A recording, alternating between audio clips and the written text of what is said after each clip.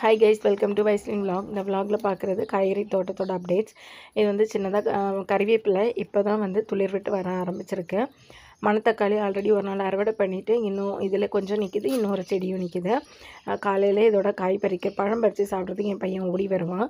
பக்கத்தில் நீங்கள் பார்க்குறது வந்து இதில் நவரப்பச்சலை இருக்குது. அப்புறம் வந்துட்டு செம்பருத்தி, இது ஆல்மோஸ்ட் 1 இயர் ஆகிடுச்சு வாங்கி வச்சு. இப்போ நிறையவே மொட்டு விட ஆரம்பிச்சிருக்கு.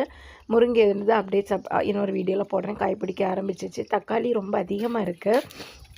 பச்சையும் பழமும் பழுக்க ஆரம்பிக்கிறதுமா ஒரு 6-7 தையில் வந்துட்டு செடியில் வந்து இப்போ காய் பிடிக்க நல்லாவே ஆரம்பிச்சிட்டு.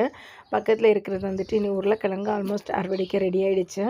காய்கறியில் வாங்குகிற வெங்காயம் உள்ளி வந்துட்டு திலுப்பு வரும்ல, அதை அப்படி முளைக்கிறத எடுத்து மண்ணில் புதைச்சி வச்சு தான் அதில் தான் வந்து இந்த வெங்காயத்தாள் ரொம்ப இது வெங்காயப்பூ அழகாக இருக்குல்ல பார்க்குறதுக்கு.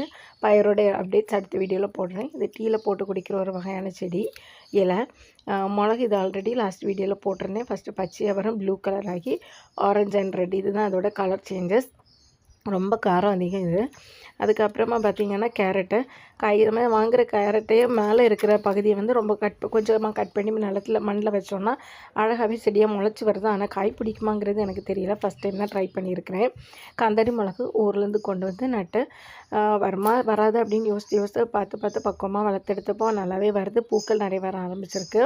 காய் பிடிக்கவும் ஆரம்பிச்சிச்சு. இன்னொரு தக்காளி தை நிற்கிது. இந்த ரோஸ் கலரில் நிற்கிற பூ போல் நிற்கிறது துளசின்னு சொல்கிறாங்க. சாயந்தரம் காற்று வீசும்போது ரொம்ப வாசமாக இருக்குது துளசி வாசம்.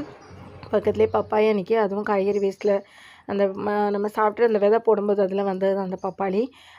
அப்புறம் வந்துட்டு ரோஸ்மேரி எல்லாமே நிற்கி. இந்த வீடியோ பிடிச்சிருந்தால் லைக் பண்ணுங்கள், ஷேர் பண்ணுங்கள், கமெண்ட் பண்ணுங்கள்.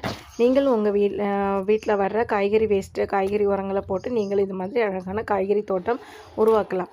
தேங்க்யூ ஃபார் வாட்சிங். இன்னொரு வீடியோவில் நான் உங்களை சந்திக்கிறேன். தேங்க்யூ. அது வரைக்கும் பை பாய்.